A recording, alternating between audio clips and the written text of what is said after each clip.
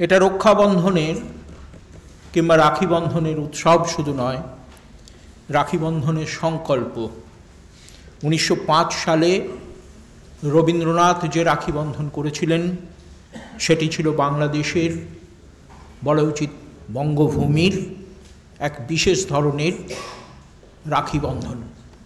Lord Curzon যে বাংলাকে বিভক্ত করবার চেষ্টা করেছিলেন তার পিছনে একটা ইতিহাস ছিল।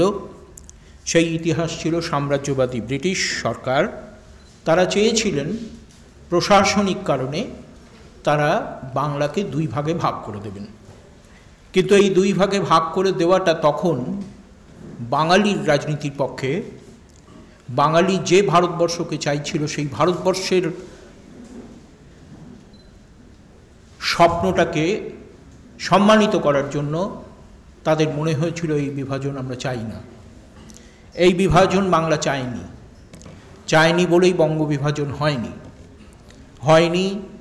1905 সাল থেকে 1911 সাল অবধি বাঙালি তীব্র আন্দোলন করেছে, আমরা এক থাকতে চেয়েছি, এবং 1911 সালে এক থাকার কথা ব্রিটিশ সরকার মেনে নিয়েছে। এ কথা যেমন ইতিহাসের সত্য, তেমনি আরেকটি সত্য আমরা যদি ভুলে যাই তাহলে এই, আমি বলি আরব আনন্দ বলে একটি পত্রিকা আমাদের দেশে চলছে এখন, তো এই আরব আনন্দদের মিডিয়া এরা কিন্তু ঠিক যে কথা তারা বলছে সেই কথাটা ঠিক আমরা বুঝতে পারব। তারা বলছে আমরা তো বাংলা এক চেয়েছিলাম, এখন আবার কেন বাংলা এক চাইছি না। আসলে তখন আমরা বাংলা এক চেয়েছিলাম ভারতবর্ষের স্বার্থে। 1947 সালে আমরা বুঝেছিলাম ভারতবর্ষের স্বার্থে বাংলাকে ভাগ করতে হবে, কারণ বাংলা ভাগ না হলে বাঙালি হিন্দু বাঁচবে না, এই কথাটা আমরা বুঝেছিলাম। অর্থাৎ রবীন্দ্রনাথ যে উদ্দেশ্যে ভারতবর্ষকে চেয়েছিলেন অখণ্ড রাখতে, শ্যামাপ্রসাদ মুখার্জি এবং সেই সময়কার বিভিন্ন রাজনৈতিক নেতৃবৃন্দ তারা চেয়েছিলেন বাংলাকে খণ্ডিত করতে, হিন্দু বাঙালির একটি নিজস্ব জায়গা তৈরি করতে। আজ আমরা লক্ষ্য করছি সেটা থাকছে না। তার কারণ 1906 সালে আপনারা জানেন মুসলিম লীগ তৈরি হয় ঢাকা শহরে। এই মুসলিম লীগ প্রতিষ্ঠার মধ্যে দিয়ে ভারতবর্ষ বিভাজনের আরেকটি ইতিহাস তৈরি হতে থাকে। অর্থাৎ 1905 সালে আমরা বঙ্গভঙ্গ রদ আন্দোলন করতে চেয়েছি, আর 1906 সালে বাংলার একটা অংশ, তারা বাংলা ভাষায় কথা বলে কিন্তু তারা ভারতবর্ষকে ভাগ করতে চেয়েছিল। ভারতবর্ষ ভাগ করে বাঁদরের পিঠে ভাগ করতে চাইছে তারা। অর্থাৎ পিঠের অর্ধেকটা মুসলমান বলে নিয়ে নেব, বাকি অর্ধেকটা ওবিসি বলে নিয়ে নেব, তারপরে আরও যদি কিছু থেকে থাকে তাহলে সেটা, কারণ অর্ধেক করতে থাকলে কিন্তু অঙ্কের হিসেবে সামনে অভিজিৎবাবু বসে আছেন, কিছুতেই আপনি কিন্তু শেষ পর্যন্ত ভাগটা করতে পারবেন না, কিছুতেই ওই অর্ধেক হবে না। প্রথমে 50%, তারপরে 25, তারপরে 12.5, এই করতে করতে দেখবেন আর শেষ পর্যন্ত হবে না। কিন্তু ওরা এই ভারতবর্ষকে ভাগ করতে চাইছে। 1875 সালে যে বন্দে মাতরম লিখেছিলেন বঙ্কিমচন্দ্র চট্টোপাধ্যায়, 1905 সালের স্বাধীনতা আন্দোলনের প্রথম উদ্দীপনায় কলকাতা শহরের কলেজ স্কোয়ার থেকে ছাত্ররা কেউ বলে দেয়নি তাদের যে তোমরা স্লোগান দেবে বন্দে মাতরম। তারা বন্দে মাতরম বলতে বলতে টাউন হল পর্যন্ত এসেছিল। বন্দে মাতরম হয়ে গিয়েছিল বিষ্ণুদের ভাষায় দেশ সারা দেশ। 1906 সালে অগাস্ট মাস নাগাদ বন্দে মাতরম সম্মেলন হয়েছিল। সেই সম্মেলনে সুব্রমণিয়াম ভারতী চেন্নাইতে বন্দে মাতরমের মধ্যেকার যে বাংলায় লেখা অংশগুলো সেগুলোকে তামিলে অনুবাদ করে দিয়েছিলেন। কেন করেছিলেন? আসলে বন্দে মাতরম সারা ভারতবর্ষ হয়ে গিয়েছে। এই যে কয়েকদিন আগে স্বপ্না বর্মন বলে একটি মেয়ে তার অসম্ভব অসুবিধা থাকা সত্ত্বেও সে যে সোনা পেল, সোনা পাওয়ার পরে তার মা বাসনা বর্মন তিনি যে হাহাকার করে কেঁদে উঠলেন। কাঁদতে কাঁদতে তিনি মা কালীর কাছে গিয়ে পৌঁছে গেলেন।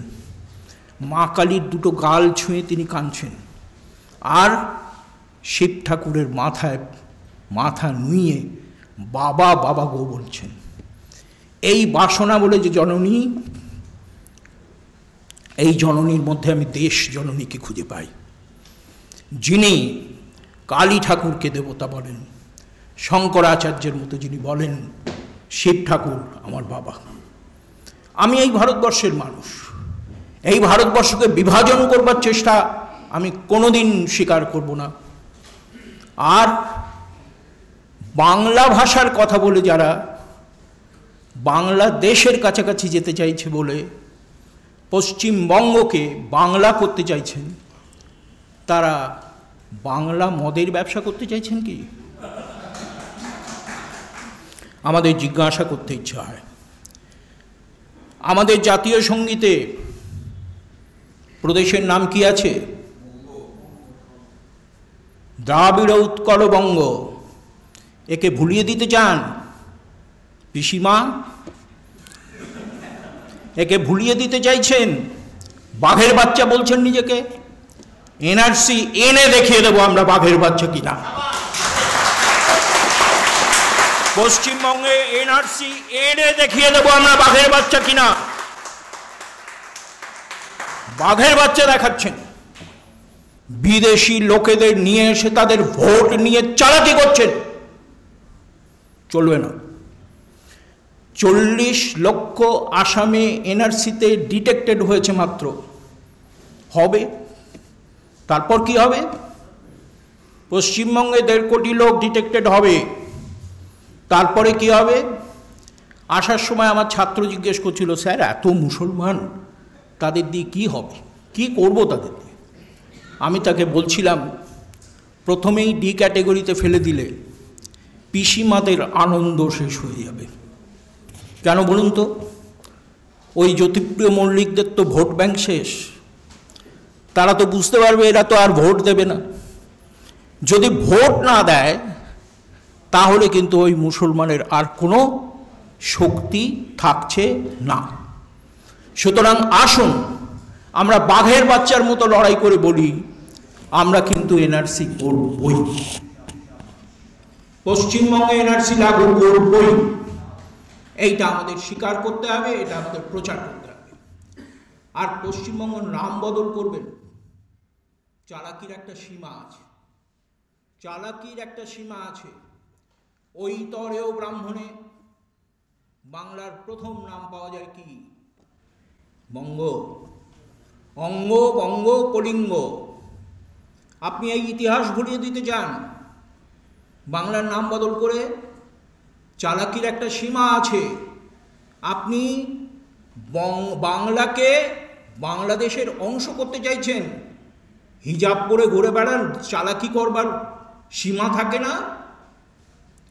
গোটা পশ্চিমবঙ্গের লোক জানে আপনি বেগম, গোটা পশ্চিমবঙ্গের লোক আপনাকে জানে আপনি খুব সুন্দর করে মোনাজাত পড়েন, গোটা পশ্চিমবঙ্গের লোক জানে।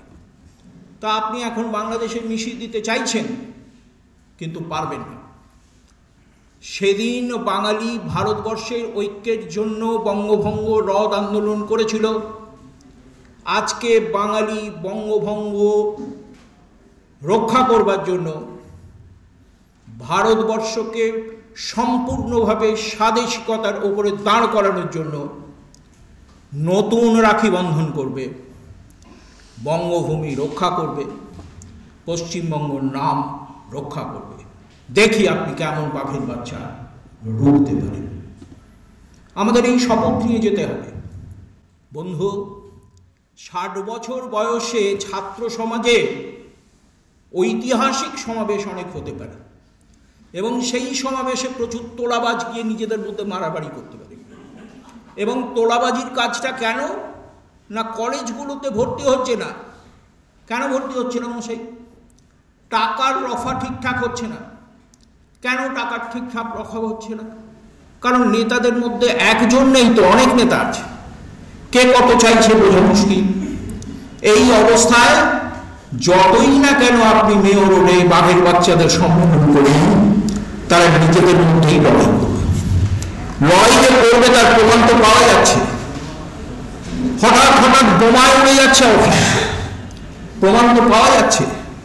গোটা আমতলা এখন বোমাতলায় পরিণত হয়ে গেছে, প্রমাণ তো পাওয়া যাচ্ছে। বঙ্গভূমিকে আপনি কোথায় নিয়ে যেতে চাইছেন? কিন্তু আমরা আজকে এই শ্যামাপ্রসাদ মুখার্জি, রবীন্দ্রনাথের ছবি সামনে রেখে বলবো, বঙ্গভূমিকে এরকম একটা জায়গায় নিয়ে যাওয়ার চেষ্টা আপনি করলেও পারবেন না। বিহারে মদ বন্ধ হয়েছে, পশ্চিমবঙ্গে বাংলা মদ প্রচলন করবার জন্য আপনি বাংলার নাম আমদানি করতে চাইছেন, চলবে না। আমরা এর তীব্র বিরোধিতা করব এবং এই বিরোধিতার জন্য আমরা যথাসম্ভব লড়াই করব এবং সেই লড়াই দুরকম হবে। একরকম লড়াই হবে যুক্তি দিয়ে, ইতিহাস এনে, প্রমাণ সংগ্রহ করে। আমরা দেখাবো বঙ্গ শব্দটা আমাদের দীর্ঘদিনের উত্তরাধিকার, আর বাংলা শব্দ মোগল আমলে সুবে বাংলা থেকে উঠে আসা। ওরা তো সুবে বাংলা বলতো, তার আগে বাংলা শব্দ ছিল না। এই মুসলমানি বাংলা দিয়ে পশ্চিমবঙ্গকে, তার দীর্ঘ 5000-এর ইতিহাসকে ভুলিয়ে দেওয়ার চালাকি, এটা সন্ত্রাস ছাড়া কিছু নয়। এর বিরুদ্ধে আমরা তীব্রতম আন্দোলন গড়ে তুলব, যুক্তি দিয়ে এবং সংগ্রাম দিয়ে, আবেগ দিয়ে। এই লড়াই আমাদের চলতেই থাকবে। নমস্কার।